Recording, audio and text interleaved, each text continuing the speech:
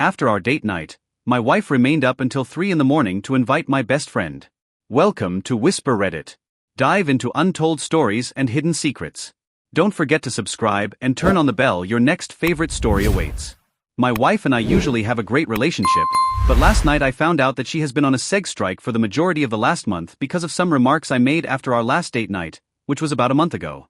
As background, I plan a date night every month for the two of us, arrange a nice dinner, arrange for a babysitter, and provide food. He claims that they were married in previous lives. Earlier this month, I planned an evening out, and we had a great dinner together.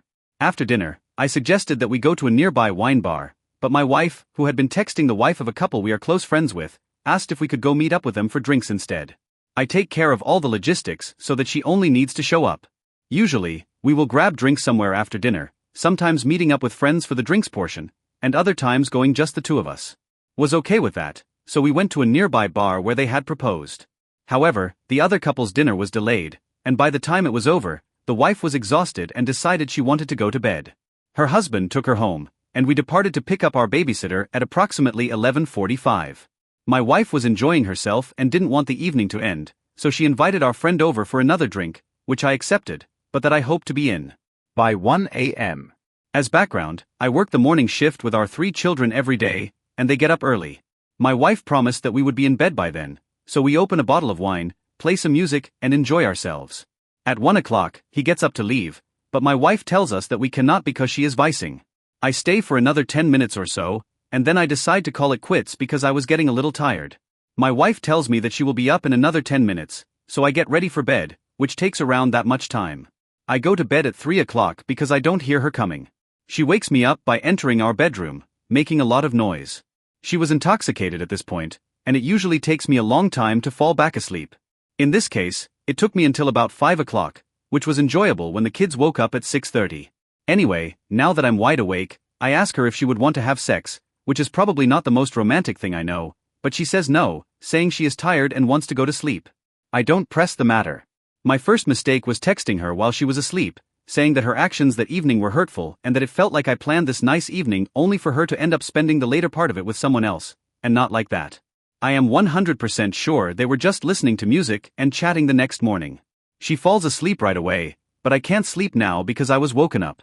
I sit there and stew for a few hours, mostly frustrated at being woken up but also annoyed at how the evening went overall. I apologized when she came downstairs, but I made the mistake of mentioning that she had broken her promise to go to bed at a reasonable hour and then ruined my sleep, which made me not really want to plan these extravagant date nights anymore. This was not the first time this had happened on a date night, and this is where I might be the problem.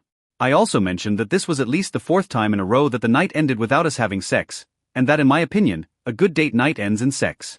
Was especially hurtful because it seemed like she had abandoned me at the end of the night. She claimed that these remarks made her feel as though I only valued her for sex. She also added that date nights should be about having fun and enjoying her company, and that I should assume that we wouldn't have sex on date nights. To be honest, I can understand her viewpoint that spending time together is the most important aspect of a date night, but I also don't think it is inappropriate to feel a little disappointed after organizing a romantic evening, especially since it had become a pattern, and especially when she effectively chooses to do something else instead of have sex with me. Well, this unexpectedly removed a few answers to frequently asked questions. 1. Why bring friends along on a date night? She asked that it wasn't what I had planned, but I do try to make her happy. 2. How often do we normally have sex? 2 to 3 times a week, which is actually fairly good for having 3 young children, though the distribution tends to be a little uneven, so we might have it 5 times one week and then only once the next. I also try to be a generous partner and almost always try to get her off first, unless she merely asks for a quickie 3. How did I fail to notice the sex strike that had been going on for almost a month? I purposely took a week off from initiating to show that I wasn't just about sex, and at the end of that week, I caught a severe case of CO. After that, she got her period, and we went on a trip where it's difficult to have sex with small children. We've had 4 or 5 periods in the past where we've gone many months without sex due to childbirth, major surgery, depression, and other reasons. If she hadn't been purposefully withholding, there wouldn't have been a chance for it. It would have been a very regrettable sequence of events that happened one after the other. We also did slip in a couple of sessions where she initiated in what she called moments of weakness. To be honest, we both enjoy sex, but she is occasionally willing to hurt SL to make a point. The husband in particular is close friends with both my wife and I, and his wife works very early in the morning, so she pretty much always goes to bed very early. As a result, he is frequently left alone at night and ends up at our place where we play games like cards, board games and drinking, play music, play guitars and more. My wife and I are willing to play the long game for, so why are you not concerned about your wife spending time with a male friend late at night? Our friend is also a really solid guy, and he's probably the safest person I could think of to hang out with my wife, who is a guy I know the optics aren't great and that if I were a third party, I'd probably think something shady is going on just knowing the people involved. It was only strange and frustrating because my wife invited him over on a date night, even though it's not unusual for him to stay late at our place because my wife and I stay up much later than his wife. We had a brief power outage the day before, so our living room clock was not working 5. On the other 3 dates, we had met up with a large group of friends at a bar after dinner, and we were all having a great time. Unfortunately, one of us had to relieve the babysitter, so I graciously offered to go home and let her stay out with the crew. He actually tried to leave, even calling an Uber, and I believe they simply lost track of time. On one occasion, we got into a fight over something dumb at dinner, which ruined the mood. On the third, she was simply exhausted by the time we got home and wanted to go to bed, which is completely reasonable. I didn't gripe or press the issue. This wasn't really a pattern of any particular behavior on her part. Most of our friends stay out late because they have family or a full-time nanny who can work overnights. She ended up staying out until after 3 o'clock and was blackout when she returned, so I helped her get into bed and called it a night. 6. Why did your wife stay up so late? My wife is a bit of a night owl. Her ideal schedule is probably to stay up until 12 o'clock or 1 and then sleep in until 9 o'clock. On the weekends when she is having fun, she would easily stay up until 2 or 3. This is something we have argued about in the past because once she gets going, she doesn't like to stop, which she admits isn't the best, which always frustrates me. I'm frustrated that circumstances seem to conspire to ruin the perfect date night, and this one was definitely her fault. I've previously told her that I'd be happy to stay up until 3 o'clock with her if she agreed to work the morning shift the following day, but she has consistently refused on the grounds that she doesn't get enough sleep. How is your division of labor? My wife is from Assam, and I work a high-paying long-hour job. When I'm not working, she looks after the kids, and I probably do 60% of the household chores while she does 40%. I try to do the heavy lifting with the kids when I'm at home because taking care of 3 young children is exhausting, and I know she enjoys the break, especially since I work the morning shift, which we both consider to be the worst. She is grateful for all the housework I do and acknowledges that I do more than any of our male friends. 8 is your wife. She is a good mother. She is a fantastic mother. She works incredibly hard to make our children's lives enjoyable and full of fun. She is their favorite mother because she is entertaining and genuinely cares about them. We both do thoughtful things for each other, like making her coffee every morning and leaving a note next to the mug. She helps my mom with tech support, which is a true act of love that I did for years and hated. I buy her flowers about once a week and will occasionally surprise her with small gifts she will buy me. I believe that she sometimes parties too late because she doesn't want the night to end because taking care of the kids is really exhausting, especially if you go max effort 9. If you remove sex from the equation, the relationship is great, and until a few weeks ago, I would have told you that it was great too. 10. Are you an unreliable narrator? I hope not. I believe that if you asked my wife what happened, she would agree with almost everything I've said. She would probably just add some background information, the main one being that we have had arguments about sex in the past. We had a negative argument about 9 months ago that resulted in a month-long. After I told her that we never had sex on vacation and that we probably take 10 or so trips a year, most of which are only for long weekends, she believed that we usually have kids in the room next to us and other adults because we usually stay at friends' vacation homes or do airbnbs with them. She also said that she would be embarrassed if our friends or kids heard us, which is a valid point, so I stopped trying on vacation unless she asked, which she still does. I feel like her current sex strike is basically the same thing as 11. I'm very much a real human, but I apologized for making her feel like I was valuing her primarily for providing sex. We had a great discussion last night and some great sex, and we are fully reconciled. However, she did feel that I was ungrateful given all the normal sex we were having and that she needed to reset expectations so that sex was special rather than a regular occurrence. She apologized for ruining our last date night and said she didn't appreciate how much sex we were already having. She talked to her sister about it yesterday, and she told her that inviting someone else over was really dumb. She said she wanted date nights to be just the 2 of us going forward, and we could meet up with other people on other days. I was about to ask for this, but she beat me to it. I also promised not to complain about sex, even if it wasn't the main issue in this instance. I posted about a month ago about how I was upset that my wife invited our friends back to our house at the end of a date night, and she and the husband ended up hanging out until 3 in the morning. This is part of a larger complaint, and I would prefer to talk to her in the morning rather than send her grumpy texts while she's sleeping. I was unpacking the car when my wife left her phone in there, and when I picked it up, a text from our friend flashed across saying that he wanted to kiss her and asking her to tell me she needed a night out and should go out to the bar with him.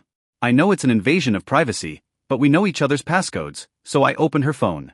After I went to bed at 1 o'clock, many people suggested they were having an affair, and I was blind to not see it. They've been going on dates during the day while I'm at work, and he said very suggestive things to her.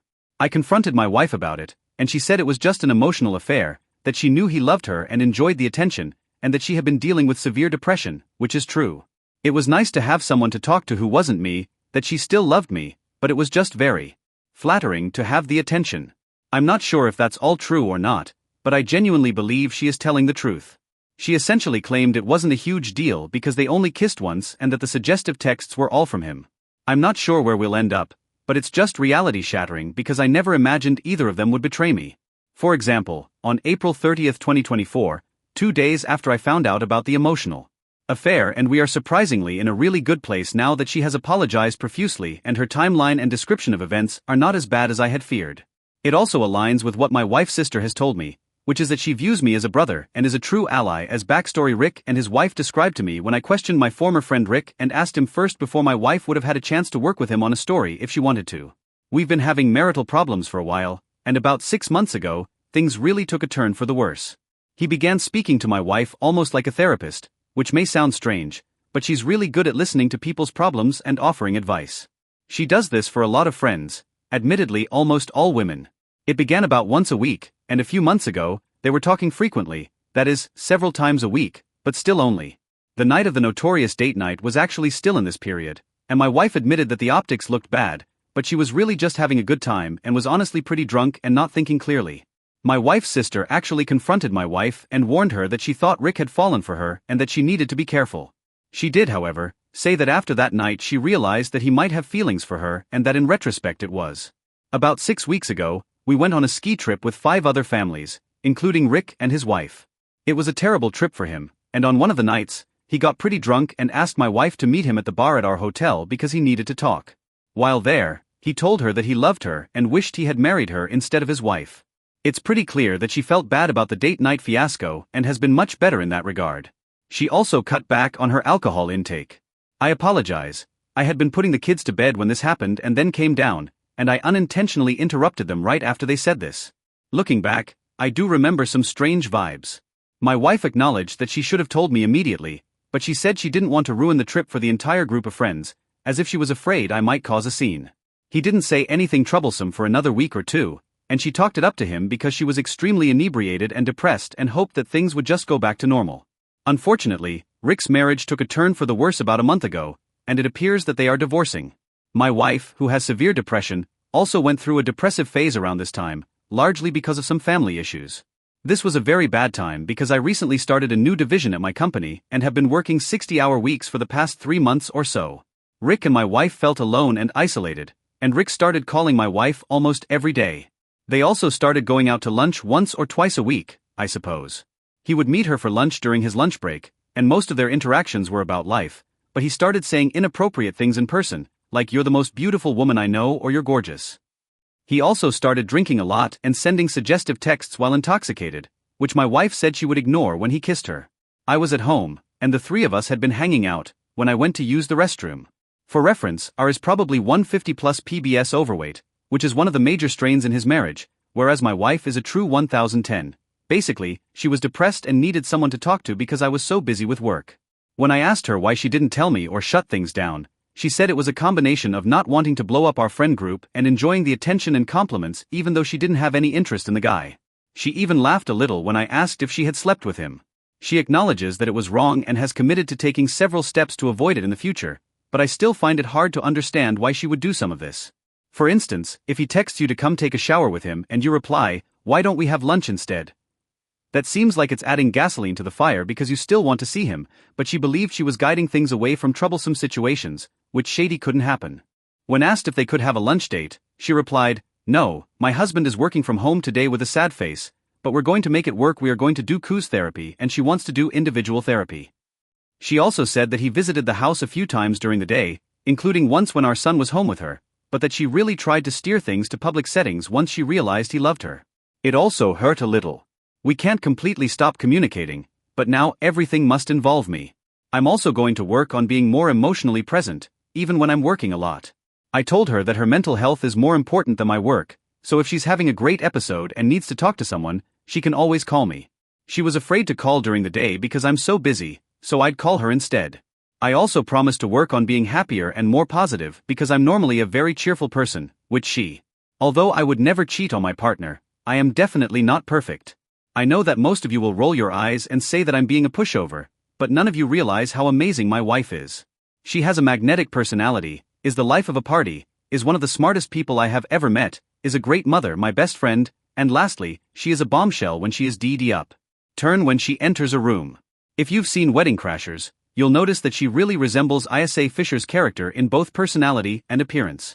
Although she is more attractive than Ella, I can't really blame her for falling in love with her, but I can blame him and call him out for acting foolishly.